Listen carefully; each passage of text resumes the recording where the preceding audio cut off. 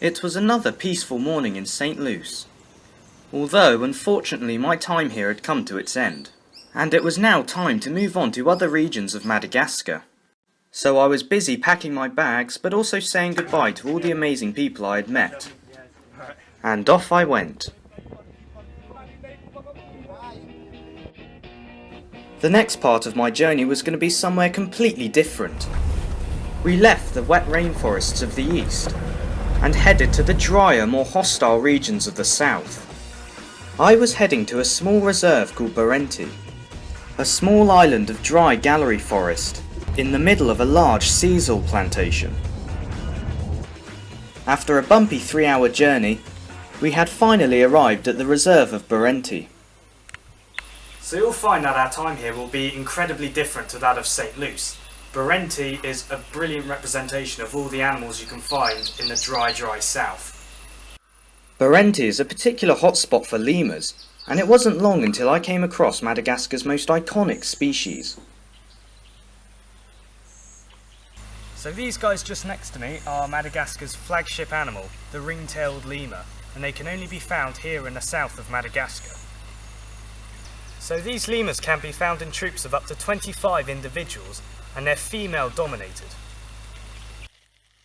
Ring-tailed lemurs are highly social animals, and have very complex social bonds and hierarchies. These are a diurnal species of lemur, meaning they only come out during the day. When I bumped into them, they were just catching the last few hours of the sunlight. Whilst the lemurs have strong bonds within the group, they will happily fight any other troops of lemurs for territory purposes. Some individuals, particularly the males, still bared the wounds of these fights. As the sun began to set, the troop were no longer sunbathing, and began marching down the path. One thing I haven't talked about yet is their most distinctive feature, the ring tail. It is used for various purposes, from balance to communication and group cohesion.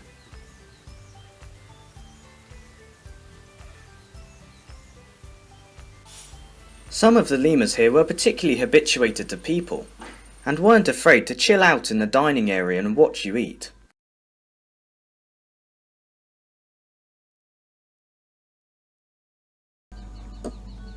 And he's brought his mates over as well. Brilliant. Barenti also has an abundance of a much larger species of lemur.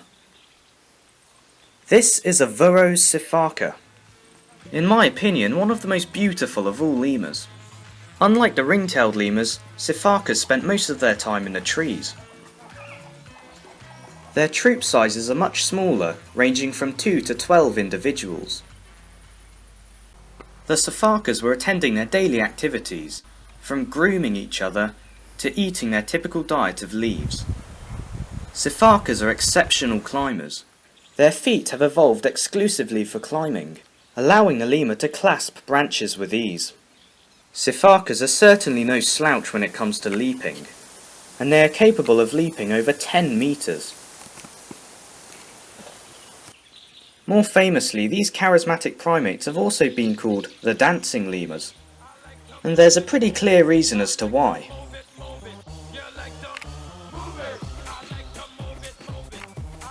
Their splayed feet and abnormally long legs mean they can't walk on all fours, so instead they side hop, and believe me, it's a sight to see.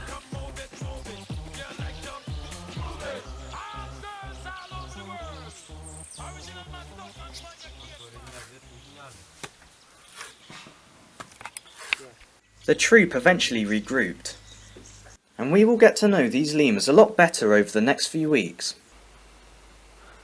Seeing these animals on my first day certainly made me excited as to what's to come next, where I will be exploring some new and rather unusual environments. So stay tuned for more.